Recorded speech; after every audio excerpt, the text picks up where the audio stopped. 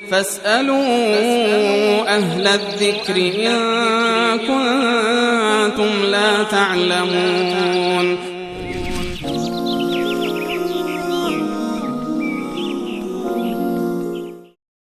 بیننده دیگری سوال کردند که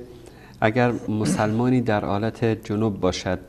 و سوره هایی که حفظ کرده رو تلاوت نماید یا اذکار الله سبحانه و تعالی را زمزمه کند، آیا این کار جایز هست یا نه؟ از نظر شرعی برای کسی که در حالت جنابت هست و غیر پاکی هست، در اینجا حکمی که شرعی که در این صورت هست فتطهروا هست، یعنی شما خودتون رو خیلی پاک بکنید، یعنی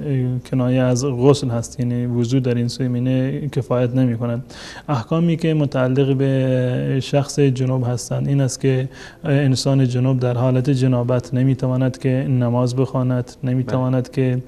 طواف خانه کعبه رو انجام بدهد، حق ندارد که وارد مسجد بشود و اگر بالفرض نیاز مبرمی بود در اون الا عابری سبیل که در این اندازه اجازه هست که میخواستن از مسجد عبور بکنن، یا حداقل اگر هیچ گونه چاری نبود حداقلش این است که حتما باید وضو بگیرن. و حکم چهارمش این است که چون این شخصی نمیتواند که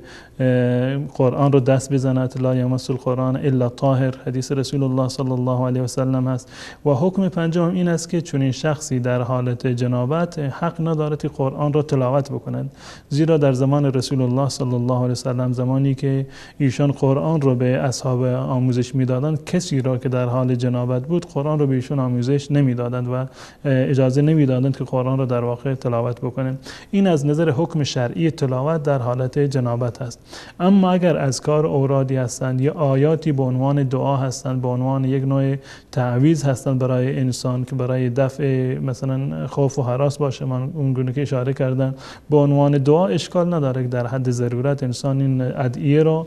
زمزمه بکند، اما به عنوان تلاوت و خواندن قرآن و طلب اجر به هیچ عنوان جایز نیست که شخصی در حالت جنابت قرآن را تلاوت بکند.